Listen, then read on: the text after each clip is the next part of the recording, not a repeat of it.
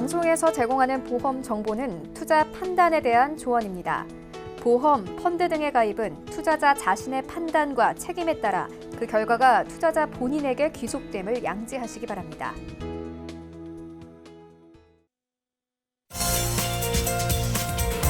네, 보험에 대한 모든 것을 알려드립니다. 전문가 군단과 함께하는 시청자 맞춤형 보험 방송. 안녕하세요. 보험플랜 119의 진행 민채합니다. 여러분, 표적 항암 치료라고 들어보셨나요? 암세포만을 표적으로 공격해서 암세포의 성장과 확산을 막는 최신 항암 치료라고 하는데요.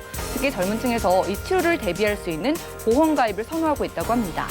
효과가 정말 뛰어나고요. 최신 치료 방법인 만큼 앞으로 살아갈 날이 정말 많이 남아있는 젊은 층들이 선호할 수밖에 없는 치료라고 하는데 문제는 너무나 비싼 치료 비용이라고 합니다. 그래서 준비했습니다. 오늘 라이플랜 A 강의 시간에는요.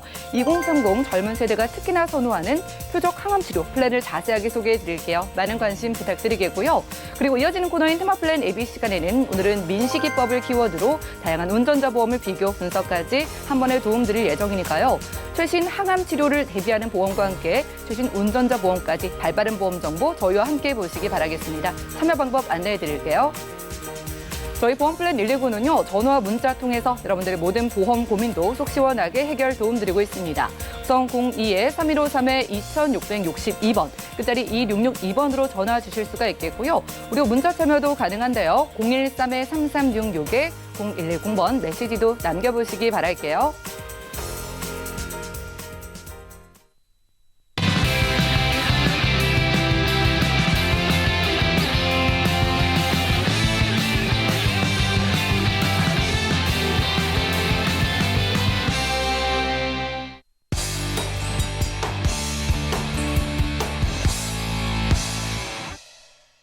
네, 시청자 여러분들의 보험 도우미 보험플랜 119 시작합니다. 첫 순서는요. 꼭 필요한 보험 보장 항목을 알기 쉽게 짚어드리는 바로 라이플랜 A 강의 시간인데요.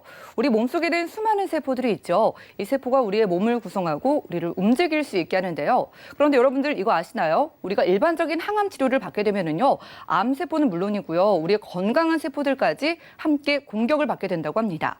그렇기 때문에 내 몸의 다른 세포는 전혀 건드리지 않으면서 암세포만 표적으로 공격을 하는 표적 항암 치료에 대한 보험 대비가 중요하다고 하는데요.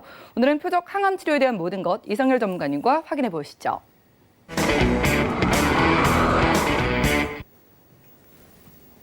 안녕하세요. 이성열 전문가입니다. 오늘 제가 강의를 해드릴 거는 요새 핫한 이슈고요. 새로 나온 보험인데요. 저희가 이제 일반적으로 암보험을 가입해 있으신 분들은 그 안에 특약으로 그냥 항암 치료비, 항암 방사선 약물 치료비라는 이제 그 담보가 들어 있으신데, 요즘은 이제 이 표적 항암 치료라는 이 담보가 또 새로 생겼습니다. 이 표적 항암 치료라는 게 왜 생겼냐면은 저희가 이제 그 항암 치료를 받게 되면요, 이 항암만 받게 되면 그 정상적인 세포하고 그 다음에 암세포하고 이거를 이제 전체적으로 다 같이 항암 치료를 하기 때문에 저희가 그 부작용이 좀 많습니다. 항암 치료를 받을 때 구토를 한다던가, 머리가 빠진다던가, 그래서 이 새로 나온 신기술입니다. 신치료 기술인데요. 이제 항암 치료, 암세포만 이제 찾아서 죽이는 치료가 이제 표적 항암 치료입니다. 저희가 이제 이 암보험의 변화를 좀 보게 되면 1에서 한 3세대 정도로 나눠지는데요. 아주 옛날부터 암보험은 계속 있었죠. 그래서 이제 일반암이 좀 들어있었고, 그 다음에 암 수술비, 당연히 암을 걸리시게 되면 수술하시는 분들도 계시지만 수술을 안 하고 항암만 받으시는 분들도 계셨습니다. 그래서 이거는 1세대인 암보험이신데요. 이 2세대 암보험은 유사암, 이건 얼마 전에 나온 건데, 이 유사암이라고 하게 되면은 갑상선암, 기타 피부암, 경계성 종양, 그런 등등 이제 유사암이 있는데, 이제 1세대 암보험 같은 경우는 이제 유사암 같은 경우가 암 진단금이 3천만 원 들어있다라고 하게 되면은, 여기서 보험사마다 틀리지만 10% 또는 20%까지 뭐 300만 원에서 600만 원 정도밖에 안 줬습니다. 근데 이 2세대 암보험에서 좀 전까지만 해도 몇 달 전까지만 해도 뭐 유사암 같은 경우는 4천만 원까지 보장이 되었었는데 이게 워낙에 많이 팔리다 보니까 이 유사암을 좀 줄였습니다. 회사들마다 줄여서 뭐 1천만 원까지, 1천만 원에서 2천만 원까지 로 이제 줄였는데요. 이제 모든 보험이 요새 생명보험이든 손해보험이든 이제 합산을 합니다. 합산을 하기 때문에 내가 뭐 암보험을 뭐 10억 가지고 가고 싶다라고 했을 때 예전에는 가능을 했지만 요새는 2억까지밖에 가지고 갈 수가 없으세요. 그래서 이 유사암도 마찬가지로 이 업계 누적을 잡습니다. 그런데 이제 또 새로운 며칠 전에 나온 겁니다. 새로운 3세대 암보험이라고 하게 되면은 저희가 이제 갑상선암이 걸리거나 전립선암, 뭐 갑상선암 이제 걸렸을 때 뭐 어떤 이제 바늘 생검 뭐 어떤 저희가 검사를 하게 됩니다. 그랬을 경우에 전립선도 마찬가지고요. 그래서 이 진단비 바늘 생검 진단비라는 것도 새로 생겼고요. 그다음에 제가 서두에 말씀드렸던 이 표적 항암 치료비라는 것도 생겼습니다. 그다음에 또 하나 이 유사암이 걸렸을 때도 재진단을 받았을 때에도 보장하는 암보험이 새로 생겼어요. 그래서 이제 표적 항암 약물 허가 치료비는 이제 한꺼번에 한 번에 드리는 겁니다. 일회성에 드리는 거고요. 이거는 10년 갱신이고요. 요걸 좀 잘 알아놓으시면 좋겠고요. 그다음에 이제 갑상선 암 검사를 할 경우에는 이제 바늘 생검, 이제 조직 검사를 하게 되는데요. 연간 1회 한해서 드리는 거고 전립선도 마찬가지. 그다음에 이제 예전에는 그냥 재진단암 진단비였는데 요새는 새로 생겼기 때문에 재진단암 진단비라 그래서 일반암, 그다음에 기타 피부암, 갑상선암 이런 유사암까지도 재진단암으로 생각을 하기 때문에 진단비를 또 드립니다. 이 새로 나온 이 3세대 암보험에 대해서 이제 조금 체크를 하게 되면요. 요거는 이제 A라는 보험사에 대해서만 제가 좀 말씀을 드립니다. 이 대장 정막내암이 이제 D코드예요. 근데 지금 대장 정막내암이 걸리신 분들은 의사 선생님들이 거의 모든 의사 선생님들이 C코드를 드립니다. 그래서 이 A란 보험사를 제외한 다른 보험사들이 이 대장 정막내암도 일반암으로 드립니다라고 얘기를 하는데 그거는 C코드로 받아왔을 때만 일반암으로 생각을 하고 보험사에서 일반암 진단금을 드립니다. 그렇지만 의사 선생님들은 이 대장 정막내암을 C코드로 안 주시는 분들이 대다수세요. 주세요. 그래서 D코드로 드립니다. 그래서 이 대장 정막내암은 생명보험은 소외감으로 빠져 있죠. 그래서 이 대장 정막내암 같은 경우가 요새 좀 많이 좀 걸리는 추세이기 때문에 요렇게 됐기 때문에 이 다른 이 A란 보험사를 제한 나머지 보험사에서 D코드를 받아가서 이거 예전에 가입을 했는데 대장 정막내암도 일반암 아니냐라고 했을 때 좀 분쟁이 좀 많이 생기고 있는 실정이죠. 그래서 요 A란 보험사는 이 D코드도 일반암으로 보장을 해줍니다. 그리고 이제 갑상선암 진단 시 이제 1,000만 원 이상. 이게 이제 1,000만 원. 그래, 요거는 이제 소외감이죠. 유사암인데 갑상선암 초기 제외라는 게 있습니다. 갑상선암 초기 제외. 그러면은 이제 1기, 연기에서 1기를 제외한 나머지 그런 이제 드리진 않고 2기부터는 또 1,000만 원을 더 드리는 보험이고요.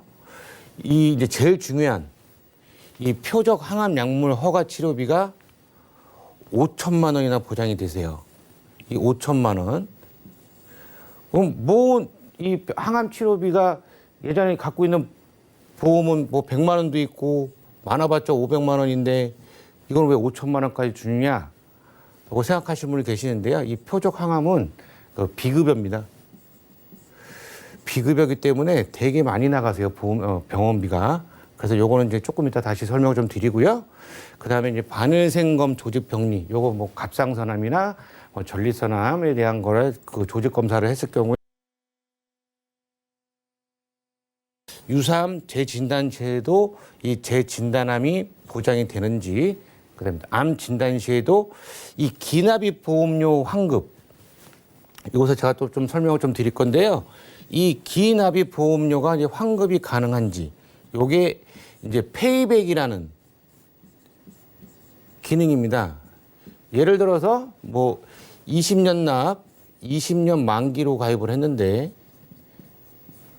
보험료가 뭐 10만 원이다. 뭐 10만 원까지는 안 가지만 그냥 말씀을 좀 드리겠습니다. 10만 원이다. 라고 했을 경우에 뭐 10년을 납입을 하고 10년째 암이 걸렸어요. 그러면 저희가 낸 돈은 1,200만 원이죠.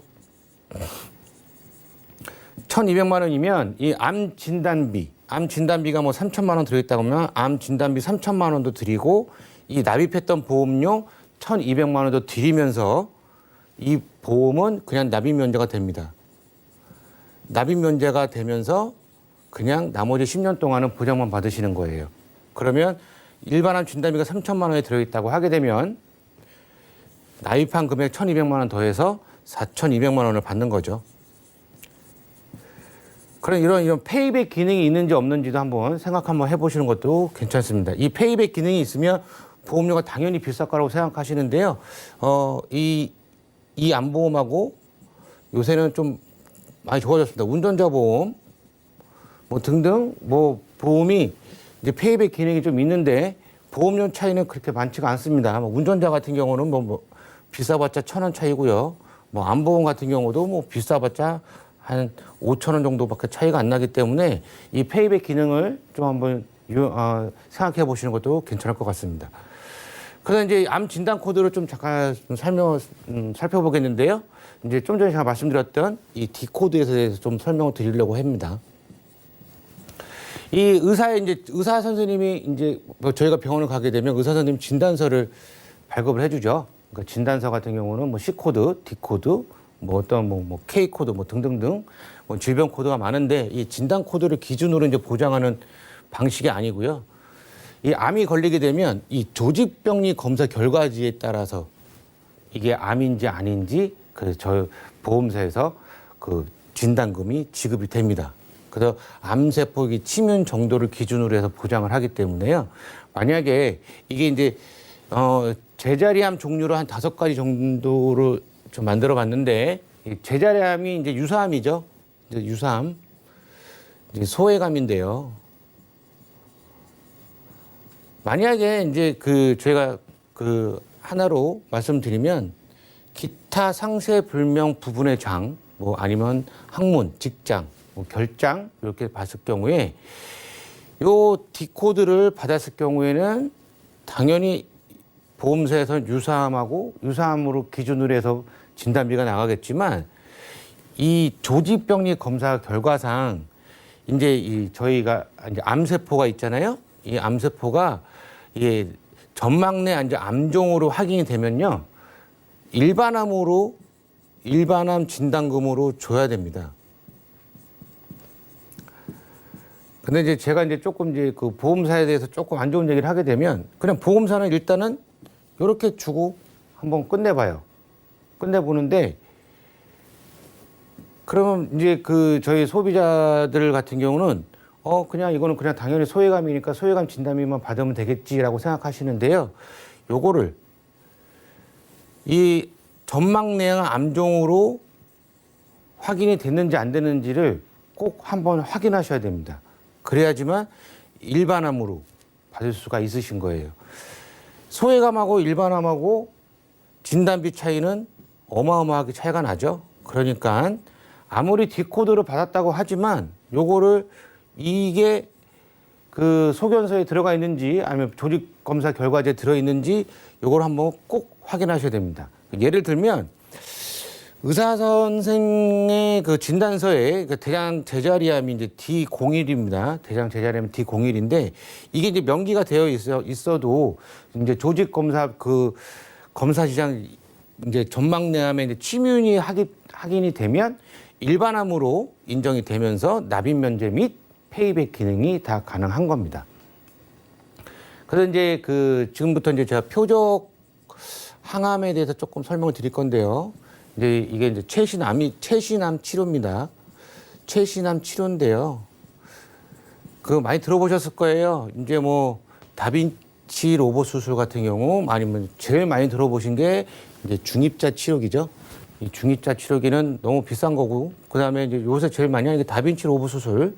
이런 거는 이제 우리나라에 또 몇 군데 없습니다. 한 4군데 정도밖에 없는데, 이 표적 항암 치료비가 이제 림프종이면 고해감입니다. 림프는 이제 고해감인데요. 요거를 이제 그 일반 항암 치료를 안 받고 의사 선생님 요새 같은 경우는 이제 표적 항암 치료를 받자 하게 되면 제바린이라는 이제 표적 항암 치료 주사제를 이제 좀 씁니다. 그런데 이 경우가 한 번 투여할 때 병원마다 틀리지만 평균 한 2천만 원 정도 들어가시는 거예요. 이럴 경우에는 그러면 실비에서 주는 거 아닙니까? 실비에서 다 보장이 되는 거 아닌가요? 라고 얘기를 하시는데요. 실비에서 보장이 안 되는 항암 치료 약물이 상당히 많습니다. 이게 비급여기 때문에 그러는데요. 이제 제 고객들도 이제 항암을 받으시는 분들이 계시는데 이 표적 항암 치료를 받으셔서 실비를 청구를 하셨어요. 그럼 당연히 다 나올 줄 알고 계셨는데 이 비급여에 대한 이 너무 비싼 이 이제 주사 치료, 항암 표적 주사 치료 같은 경우는 이 실비에서도 다 보장이 안 되는 항목이 있습니다. 그렇기 때문에 암 걸리면 뭐 중증 환자로 등록에 대해서 나라에서 다 해주지 않습니까? 예. 그거는 이제 급여 부분에 대해서 의료보험 혜택에서 5%, 최대 5%까지 해주지만 이런 저희가 돈을 주고 해야 되는 이제 비급여에 대한 부분 같은 경우는 나라에서도 해주질 않습니다. 아직까지 급여가 되지 않기 때문에. 그래서 요거는 이제 순수히 저희 돈으로 내야 돼요. 그래서 유방암 같은 경우는 이제 퍼제타라는 이제 또 표적 항암 같은 경우는 있는데 요게는 이제 1년 약값이 한 평균 한 7천만 원 정도가 들어가고요. 이제 신장 그리고 뭐 간암 같은 경우는 요건 이제 보험 급여가 되지만 이제 한 달 약값이 228만 원이에요. 약값만. 그럼 230만 원 정도 되는데 이 약값이 보험 급여가 된다고 하지만 저희가 만약에 통원을 해서 약을 탄다라고 했을 경우에는 저희가 실비를 가입을 했을 때는 약제비는 5만 원밖에 안 되어 있습니다.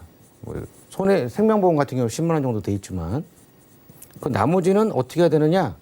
당연히 저희 사비로 나가야겠죠. 그렇기 때문에 지금 현재로서는 이제 표적 항암 치료비 진단비를 치료비를 5천만 원 주는 이 담보 자체가 상당히 암이 걸렸을 경우에 도움이 많이 된다라고 설명을 좀 드릴 수가 있습니다.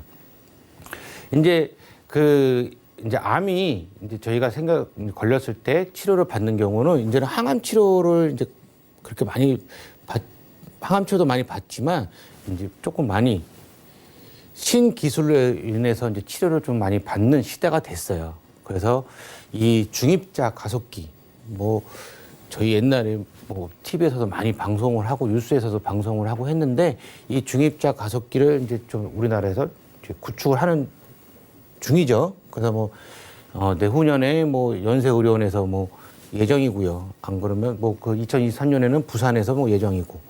그래서 이제 미래에는 중입자 가속기가 치료가 이제 대세라고 제가 여기 얘기는 해놨지만 이 중입자 가속기 치료라는 게 뭐냐면 정상세포는 살려두되 그리고 이제 암세포, 나쁜 세포죠? 이 나쁜 세포를 이제 현재 항암 치료보다 3.2배 강도로 이제 이 암세포를 죽이고요. 그 다음에 일단은 통증이 없습니다. 통증이 없는 게 최대로 이제 장점이죠. 그 다음에 또 전이나 재발 없고요. 통증이나 부작용이 거의 없어갖고 이제 30분 만에 치료받고 일상생활로 돌아가는. 근데 이렇게 좋은 치료법이 있는데 이렇게 좋은 치료법을 어떻게 받을 것이냐. 내가 받는 일반 암 진단비로 해서 받을 것이냐. 그건 터무니 택도 없으세요. 왜냐하면 우리나라의 평균 암 진단비를 갖고 계신 분들이 한 평균 5천만 원 정도밖에 없으세요. 그래서 이제 암 진단비를 이제 저희는 항상 연봉에 1에서 1.5배 정도 갖고 계십시오라고 말씀을 드립니다. 연봉에 5천만 원 있으신 분들은 한 7,500만 원 정도까지 갖고 계시고, 뭐 연봉이 1억이신 분들은 1억 5천 정도를 갖고 계시라고 말씀을 꼭 드리는데요. 왜 그러냐면 이런 치료 때문에 그렇습니다. 비급여에 대한 치료, 신기술에 대한 치료 때문에 저희가 항상 암 진단비도 중요합니다라고 말씀을 드립니다. 그러다 보면 이제 제가 좀 전에 말씀드렸더니 갑상선하고 이 전립선한 이 조직 검사 같은 경우가 이제 갑상선하고 이제 전립선하고 이제 거의 비슷한 검사를 하는데요. 갑상선은 초음파, 그다음에 초음파 검사 때 국소 마취하죠. 그다음에 3에서 4회 정도는 조직을 채취를 하고, 전립선 같은 경우는 혈액 검사, 그다음에 국소 마취는 당연히 하겠고요.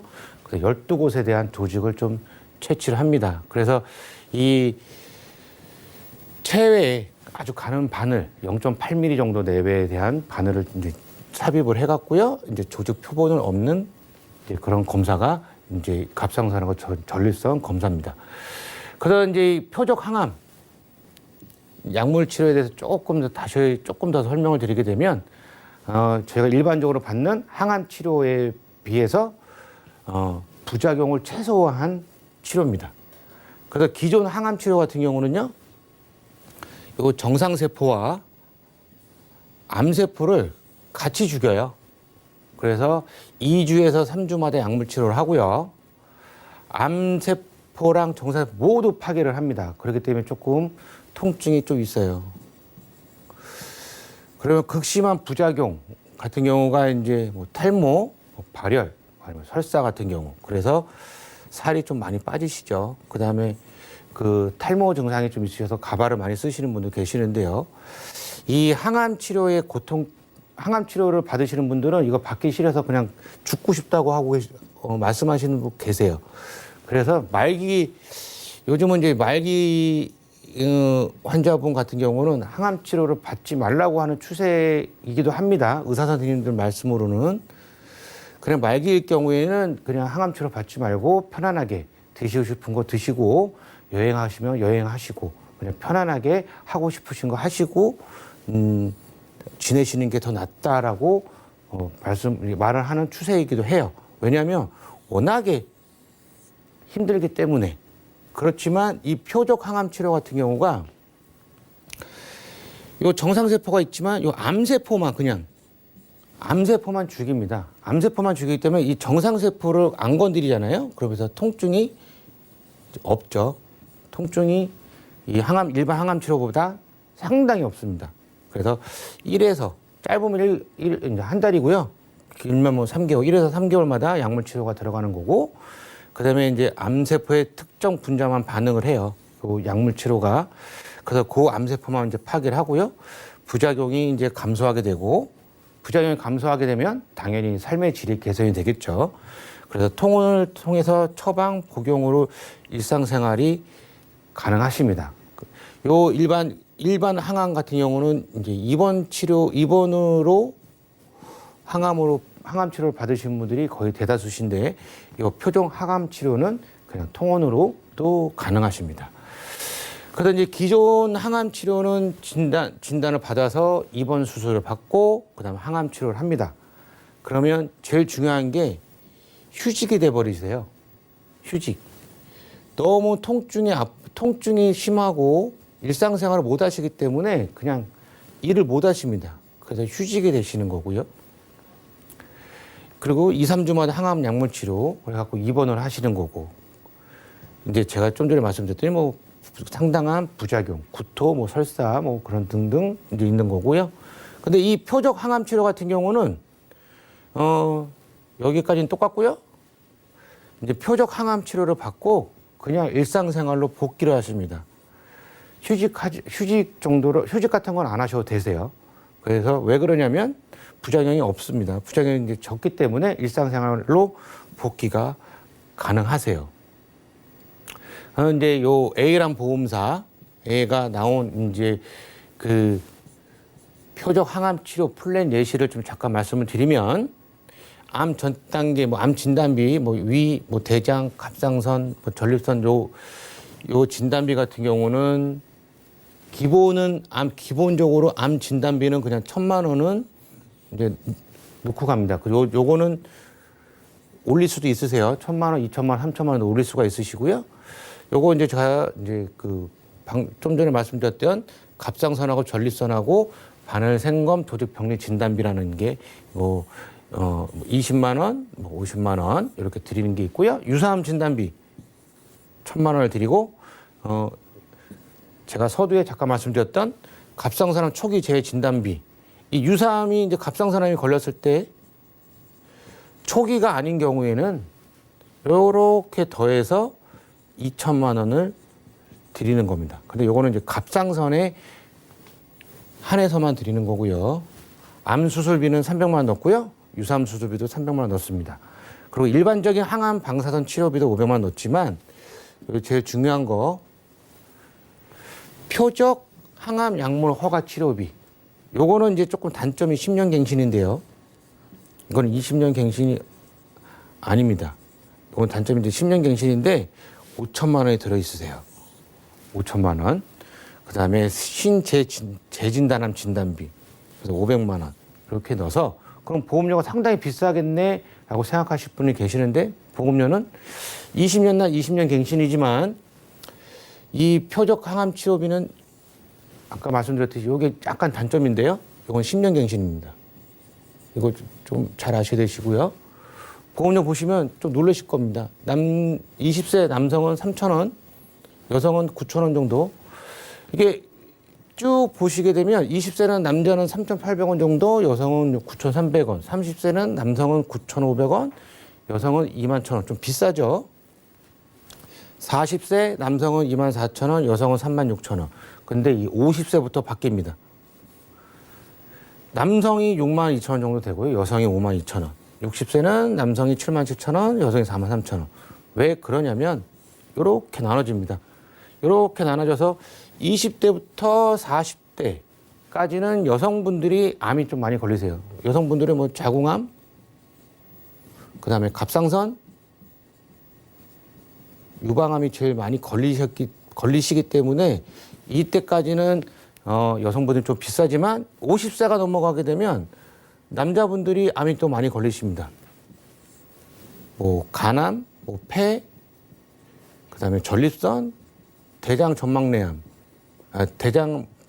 뭐 대장암 등등 많이 걸리시기 때문에 이 50세에서 60세 이렇게 해서 보험료가 좀 비싸지지만 요거는 이제 젊은 나이층에 대해서 이렇게 30 딱 나눠지게 되면 젊은 나이층에 좀 준비해 놓은 것도 괜찮고요. 이 50세나 60세 정도에 이 정도 금액으로 준비해 놓어도 괜찮으신 게 뭐냐면 20년 갱신이세요. 20년 갱신이기 때문에 60세 정도 되시면 한 번만 갱신하시면 되십니다. 60세에 가입을 하시게 되면 80세까지는 보험료가 안 오르기 때문에 이렇게 돼서 안 오르기 때문에 이 20년 갱신짜리 이 보험에 대해서도 제가 20년 갱신짜리가 괜찮습니다. 60대, 50대, 60대 괜찮습니다라고 말씀을 드리지만 다른 보험도 마찬가지세요. 건강보험도 그 50세 이상 되시는 분들은 20년 갱신짜리도 상당히 괜찮습니다. 보험료 저렴하게 해서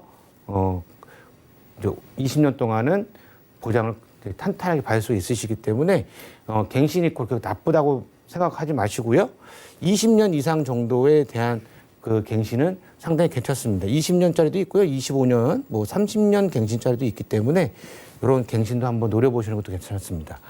그래서 이제 제가 좀 최종적으로 좀 정리를 해드리게 되면 우리가 이제 3명 중에 1명, 저희 고객들도 상당히 이제 암 진단을 많이 받아가시는 분 계시는데 진짜 많으세요.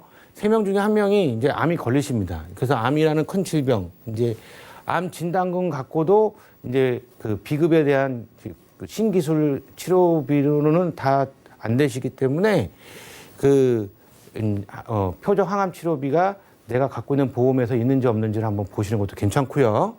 이제 변하는 3세대 암보험. 이제 요거는 기존에 갖고 계신 암보험을 해지를 하시고 가입을 하시는 게 아니라 요거는 이제 추가로 이제 저렴하게 이제 가입을 해 놓으신 것도 괜찮습니다. 그래서 이 표적 항암 치료가 얼마나 중요한지 이제 제가 오늘 강의를 해드렸습니다. 네, 라이플랜의 강의 시간이었습니다. 3명 중에 1명이 암이 걸리는 시대에 이제 뭐 암보험의 중요성은 두말할 필요도 없겠죠. 오늘은요, 암세포만 골라서 공격하는 표적 항암 치료 비용을 대비할 수 있는 보험을 소개해드렸습니다. 이게 정말 획기적이고 효과도 좋고 예후도 좋다고 하는데요. 한 번 치료를 하는데 뭐 400만 원이 기본이고요. 비싼 건 한 번 치료에 2천만 원도 든다고 합니다. 그런데 이게 한 번으로 끝나는 게 아니라 뭐 10번 넘게 받으시는 분들도 있어서 치료를 하다가 이 비용이 부담돼서 그만두시는 분들도 많다고 하는데요. 이게 나나 우리 가족의 일이 된다면 정말 안타까운 상황이겠죠. 오늘 소개해드린 표적 항암 치료 대비를 할 수 있는 보험은요. 여러분들이 이 치료를 받게 되면은 무려 5천만 원을 일시금으로 준다고 하니까요. 진단비가 있으신 분들도 함께 구성해봐도 아주 유리한 특약으로 보입니다. 이성일 전문가님께 몇 가지 질문 드릴 게 있는데요. 자, 워낙 고가이다 보니까 많은 분들이 치료를 좀 선뜻한다고 하기에도 어려울 것 같고 그래요? 치료를 하다가도 그만둔다고 하셨잖아요. 네. 그럼 이거 혹시 의료보험 혜택은 안 되는지 궁금하네요. 네, 이제 뭐 제가 아까 말씀드렸듯이 이 표적 항암 치료는 비급여입니다. 비급여. 근데 지금 이제 우리나라가 좀 많이 좋아지죠. 많이 이제 좋아지는데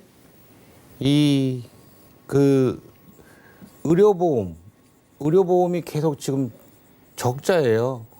적자라서 이제 얼마 전까지만 해도 이제 MRI 그 의료보험 혜택 됐었잖아요. 뇌 쪽을 찍을 때. 근데 이 MRI 같은 경우도 의료보험 혜택이 된다고 했다가 다시 이제 비급여로 낮춥니다. 왜 그러면 적자가 많이 나기 때문에. 그런데 이 표적 항암 치료가 주사든 약이든 워낙 비싸기 때문에 아직까지는 이 재정 상태로 봐서 의료보험 혜택이 좀 안 되는 경우가 되게 많아요. 그래서 되는 약도 있지만 아까 제가 말씀드렸듯이 된다고 해도 한 달에 약값만 한 250만 원 정도가 되시는 거예요. 그래서 이 의료보험으로 되는 약은 별로 없다라고 생각하시면 편하실 것 같습니다. 아, 그렇군요. 의료보험도 뭐 거의 안 되고 실비료도 거의 안 된다고 하니까 여기 치료 비용은 여러분들의 주머니에서 거의 다 빠져나가게 되는 거예요. 얼마 안 되는 암 진단비로는 택도 없을 수 있는데 5천만 원을 일시금으로 준다고 하니까 아주 든든해 보입니다. 그런데요, 전문가님, 암 관련해서 보험도 많고 특약도 많잖아요. 네. 그 수많은 보장들 중에서도 우리가 표적 항암 치료에 대비하는 그런 특약을 가입해야 되는 이유 어떤 게 있을까요? 네. 제가 강의 때도 말씀을 드렸지만 저희가 이제 암 진단금을 뭐 저로 좀 예를 좀 드리겠습니다. 제가 암 진단금이 제가 암이 걸리게 되면 1억 9천을 받는데요. 좀 많죠. 이제 보험료도 좀 많이 나가는데 요 1억 9천 만약에 제가 받았을 경우에 제가 정말 뭐 예를 들어서 뭐 위암이 걸렸다라고 했을 경우에 이 위암에 대해서 그냥 항암 치료로 받아서 끝날 수 있으면 상관없고 상당히 좋은 거지만 제가 좀 이제 3기 이상이 걸려서 뭐 표적 항암 치료를 받아야 됩니다라고 했을 경우에 표적 항암 치료를 받을 경우에는 만약에 뭐 아까 뭐 강의 시간에 한 번 받는데 뭐 2천만 원이다. 근데 이게 한 번으로 끝나는 게 아니거든요. 그래서 이 2천만 원이 뭐 예를 들어서 뭐 10번이다. 그러면 2억이에요. 그러면 생활비도 또 따로 있어야 되는 거고 저희가 일을 못하기 때문에 생활도 해야 되고 그러면 제가 갖고 있는 이 암 진단금 갖고는 힘들기 때문에 표적 항암 치료 5천만 원. 근데 이게 새로 생긴 보험이는데 이 5천만 원이라는 게 제가 봤을 때 내려갈 것과 같습니다. 이게 아직까지 손해율을 따질 수가 없어요. 보험사들은 손해율을 따질 수가 없을 때 그냥 판매를 합니다.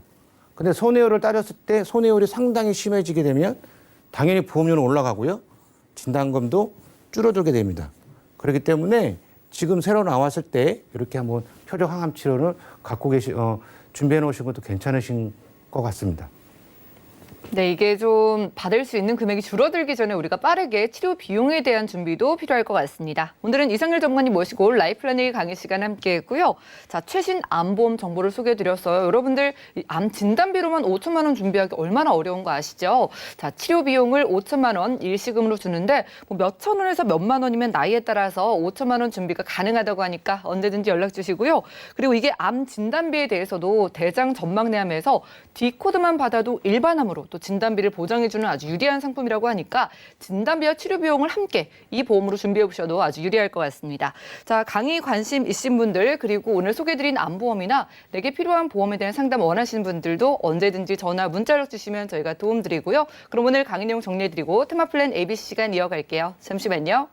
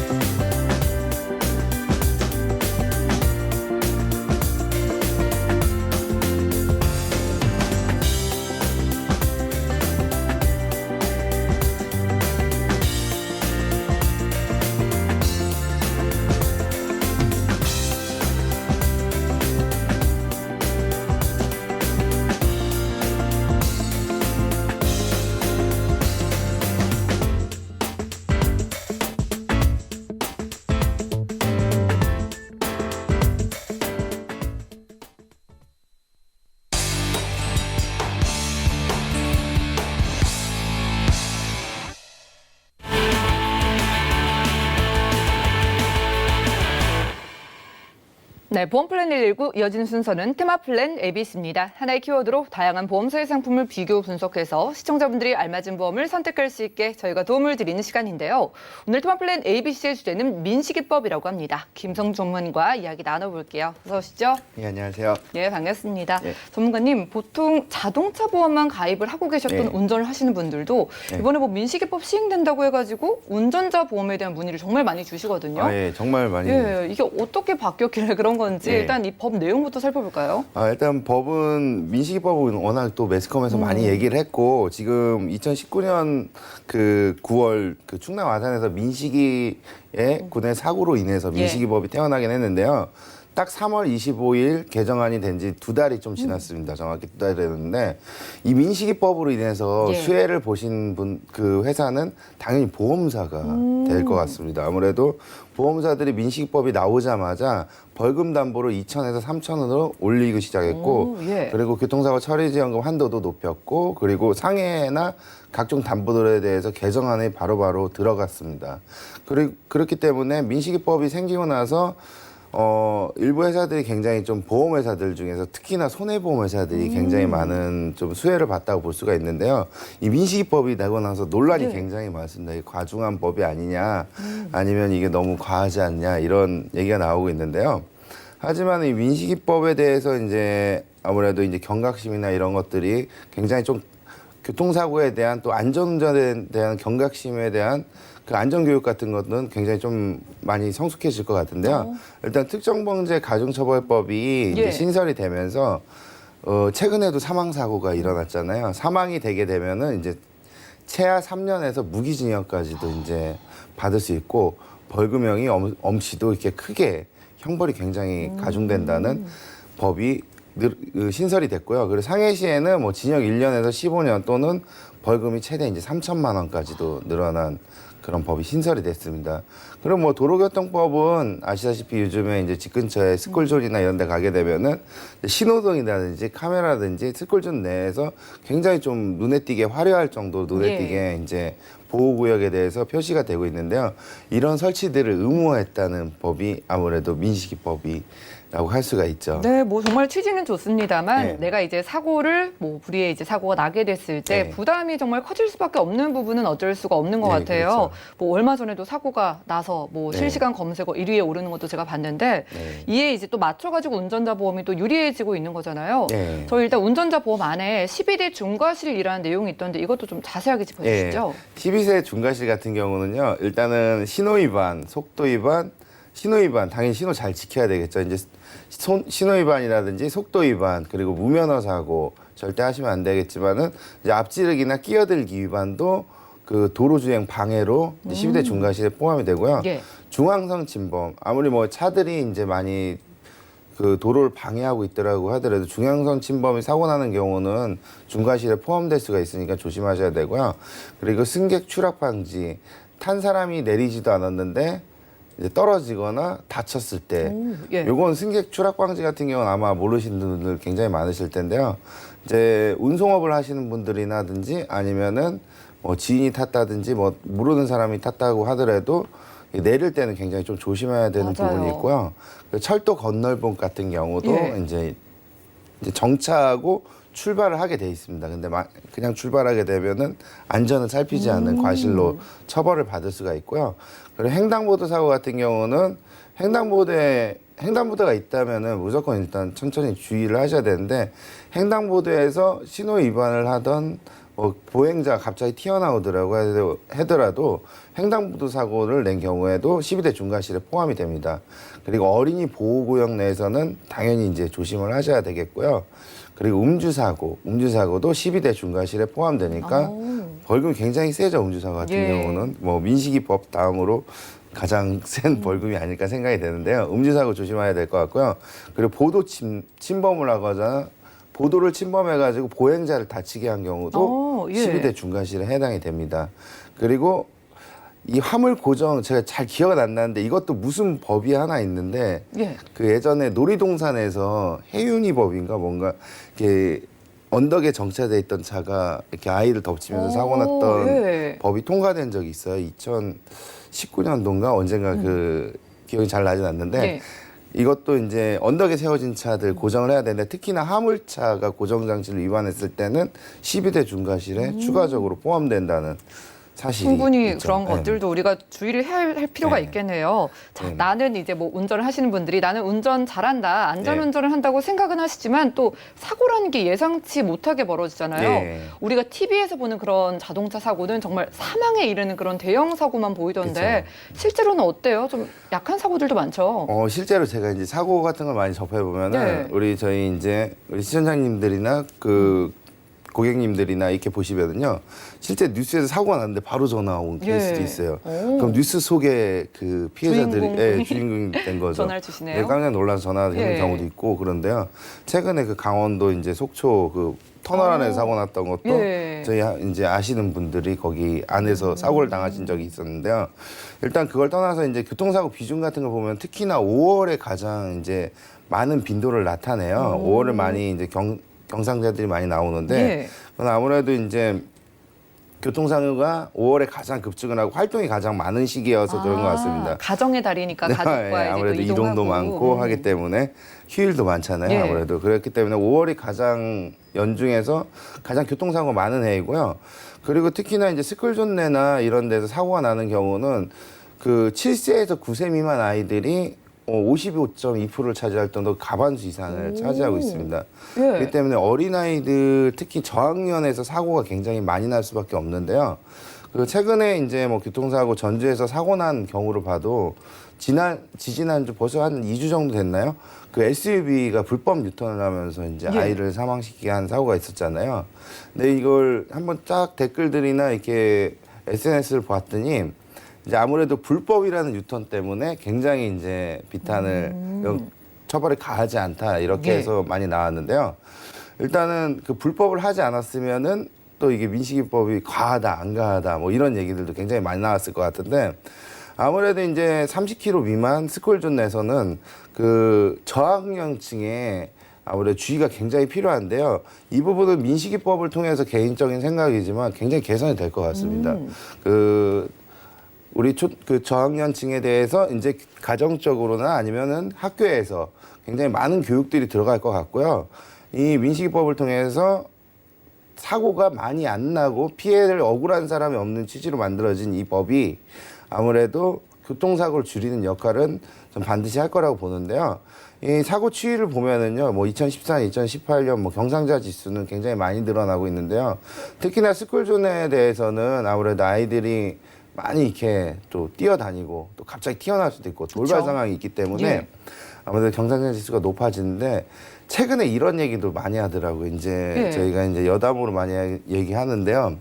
운전이 이제 한지 얼마 안 됐어요. 초보예요. 2년, 3년 아니면 주부거나 이렇게 운전 예. 서툴거나 하시면은 아예 학교 근처에 가지 말아라. 피해가라. 뭐, 예, 아예 학교 근처는 예. 아예 지나가지도 말아라 운전을 하고 뭐 이런 얘기가 있을 정도로 굉장히 경각심은 확실하게 있는 것 같습니다. 그만큼 예. 겁이 나고 또 우리가 조심을 하게 되는 건 많지만은요. 그래도 사고가 나면 참 안타까울 것 같은데 그죠. 합의를 하게 된 그런 사례를 좀 예시로 들어볼까요? 아, 예. 합의 같은 경우는 어떻게 되냐면요. 예전에는 운전 그 1년마다 우리가 자동차 운전하시는 분들은 자동차 보험을 들어요.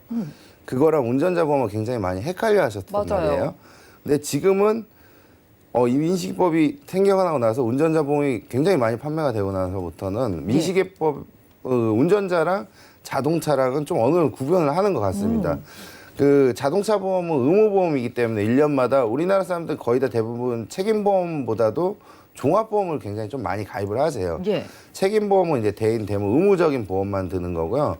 종합보험 같은 경우는 뭐 자동차 상해라든지 자동차 손해 그리고 뭐 견인이라든지 자차라든지 여러 가지 이제 추가 옵션들을 넣어서 종합보험 형태로 대부분 이제 비교를 하셔가지고 많이 드시고 또는 다이렉트를 통해서 많이들 가입을 하시는데요. 경미한 사고 같은 경우는 사실 운전자 보험에서 민사적인 부분은 우리 교통사고 나오신 분들 한 번씩은 있으시겠는데요. 경미한 사고 같은 경우는 아무래도 금방 합의를 보고 또 어느 정도 치료가 되면은 그 종결이 됩니다. 하지만은 요즘 민식이법이라든지 아니면 6주 이상, 6주 이상이라고 하면 뭐 골절을 포함해 철과상도 포함이 될 수가 있습니다. 그 이상의 사고, 뭐 같이 탄 사람이 사망을 하거나 다치거나 마지막 최종은 사망이겠죠. 이렇게 사고가 났을 때는 경찰에 신고가 들어가는 순간 기소가 됩니다. 지금 화면에서도 보이시지만은 예. 아무래도 이제 교통사고 합의서 같은 게 나는 합의 보고 다 끝났는데 내 운전자 보험, 그 자동차 보험에서 끝났는데 또 왜 경찰서에서 합의를 보라고 하냐. 그럼 합의를 이런 기소가 되게 되면요 일단은 변호사가 선임이 됩니다. 내가 만나지도 않은 국선 변호사가 선임을 해서 그 일 처리를 하게 되고요. 그리고 이 합의가 끝나게 되면은 벌금이 또 나오게 됩니다. 예. 예, 벌금이 나오고 그 형사적인 합의금 같은 경우는 따로 별도의 추가적인 합의가 있어야 되는데 이 교통사고 합의금 같은 경우는 생각지도 못하게 굉장히 큰 돈이 들어가거나 아니면은 형벌을 받을 수도 있는 그런 형사적 책임이 따르는 이런 청구 사례인데요. 이런 비용이 만약에 내가 12대 중과실이나 뭐 여러 가지 여기 보시면 12대 중과실 전치 2주의 사고 뭐 100만 원 따로 합의를 했다. 2주뿐이 안 됐는데도 100만 원이라든 벌금을 낼 수가 있겠고요. 이렇게 해가지고 합의를 보실 때는 그 운전자 그 보험에서 중요 담보가 이제 아마 해당이 되게 되겠죠. 그러네요. 이번 기회 통해서 중요성이 더 부각되고 있으니까 새로운 운전자 보험의 그 보장 내용을 좀 살펴주시겠어요? 예, 새로운 운전자 내용의 보장 같은 경우는요.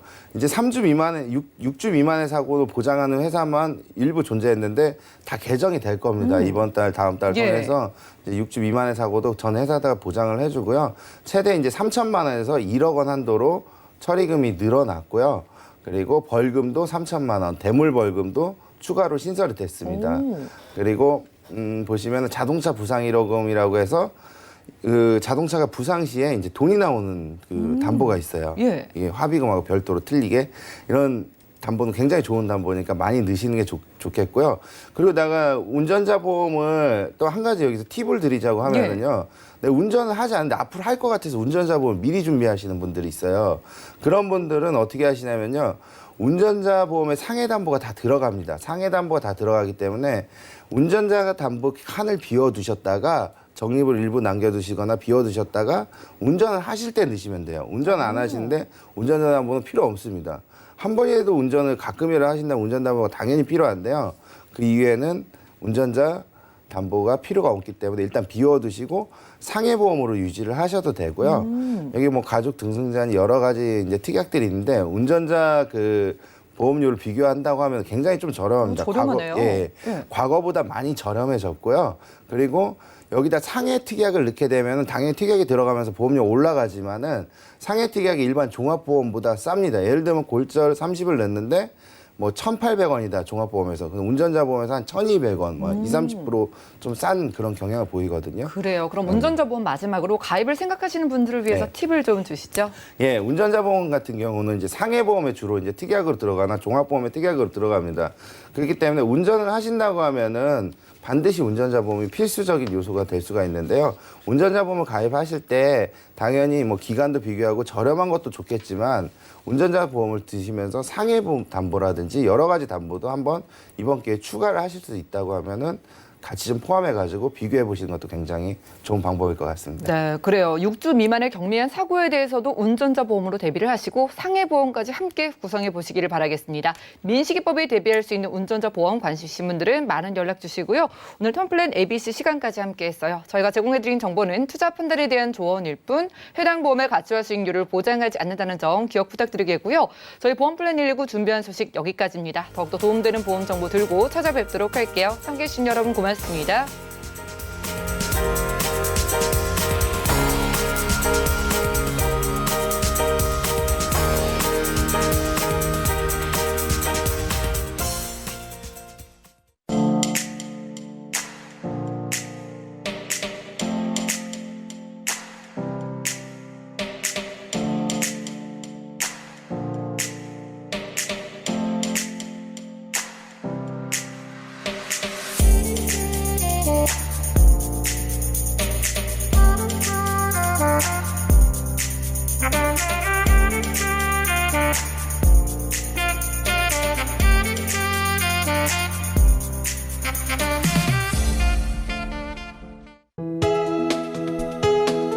본 방송에서 제공하는 보험 정보는 투자 판단에 대한 조언입니다. 보험, 펀드 등의 가입은 투자자 자신의 판단과 책임에 따라 그 결과가 투자자 본인에게 귀속됨을 양지하시기 바랍니다.